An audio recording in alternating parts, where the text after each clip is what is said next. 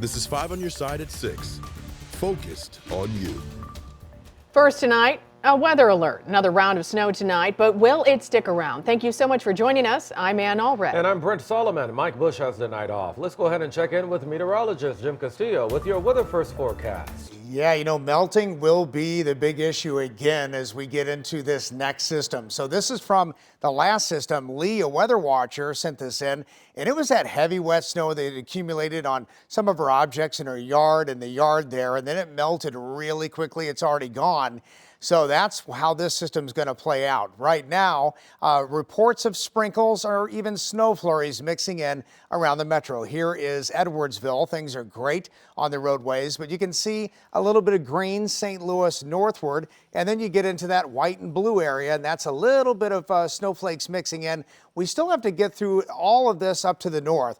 Davenport, Iowa has a winter weather advisory. We do not have that, but we are expecting temperatures to stay above that freezing mark most of the night. We'll watch it tomorrow morning, and the bridges and overpasses could be an issue. So watching that. And of course, we'll talk about amounts coming up and who might get what in just a few minutes. You can get the weather first forecast and straight to your phone. Just text the word weather to 314-425-5355. Illinois State Police found the body of a St. Louis County woman days after her ex-boyfriend confessed to her murder. She was reported missing more than a week ago. Our Justina Cornell was with the family earlier today and joins us in studio. Justina. Yeah, and so families say she was found in northern Illinois near Chicago. It was news they were looking for. It was their plea this morning as they did their own search in St. Louis. With every step, each move was meant to find Markeisha Williams, a mother of 4. Like, we are past the point of importance where it's not even desperation, it's urgent. It is very urgent. Thursday afternoon, the family's desperation was met with discovery. Illinois State Police found her body near Chicago. Very sweet, loving mother. Took well good care of all her 4 children. She's just a very sweet, quiet young lady. This is after her ex-boyfriend Trenton Ivy admitted to killing her in St. Louis after a physical altercation and disposing her body.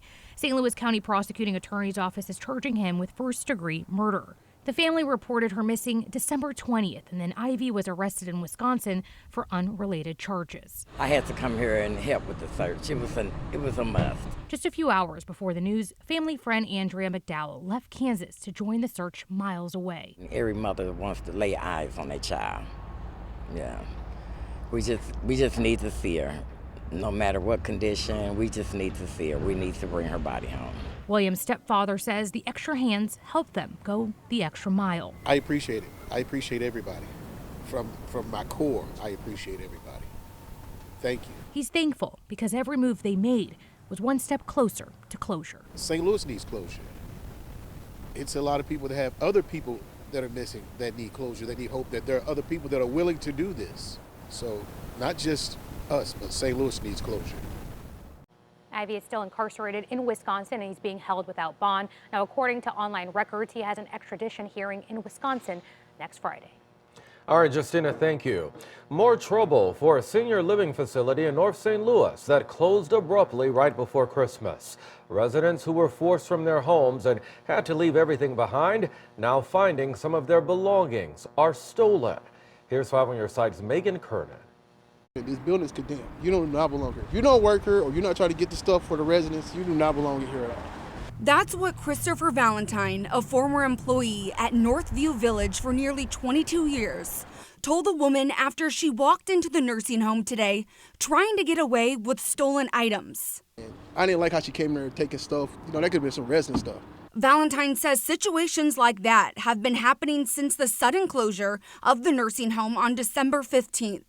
Displacing more than 170 residents with none of their personal belongings and leaving more than 180 employees without a job. Grand Manor Nursing Home, where Valentine also works, has taken in more than 25 of the displaced residents.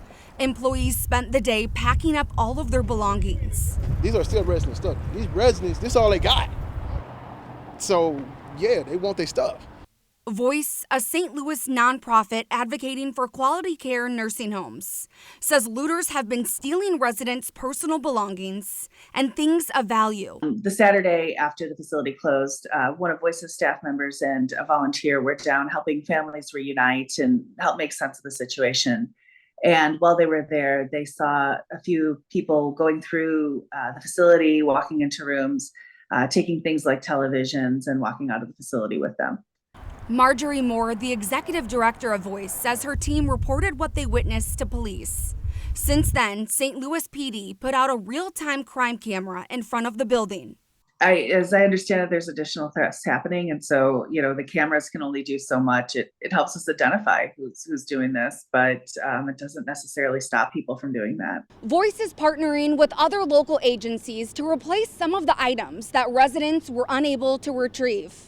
Reporting in North St. Louis, Megan Kernan, 5 on your side. And some of those agencies coming together to help include the St. Louis Area Agency on Aging, the St. Louis City Senior Fund, and the Mental Health Board. This 5 on Your Side Cotton Bowl coverage is sponsored by Holland Injury Law. All right, it's getting close to time. Mizzou fans are starting to take over Arlington, Texas. The Missouri Tigers have something to prove as they take on the Ohio State Buckeyes in the Cotton Bowl. 5 on Your Side's Mercedes McKay joins us live from Dallas, where the Battle of the Bands just wrapped up. Mercedes. Brett and Ann, it was a ton of fun. Obviously, the Ohio State marching band, it's pretty famous. Everybody knows about it. But Marching Mizzou, they also had something to prove here in Arlington. Just moments ago, the two bands went head to head. Take a listen.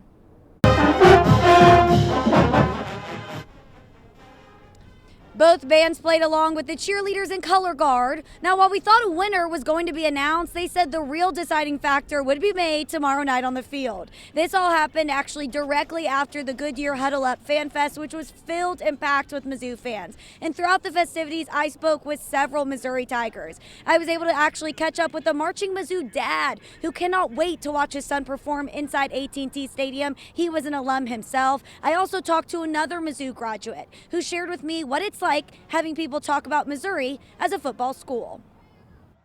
All my life, yeah. It's a lifelong thing for me, and so it's been a joy watching our kid go there and be able to perform with the marching band as well. It's amazing. I mean, we've seen them through good and bad seasons, and so it's amazing just to see the huge fan base and go to the sold-out games all season and now come to this to cap it off. Like he said, it's been amazing.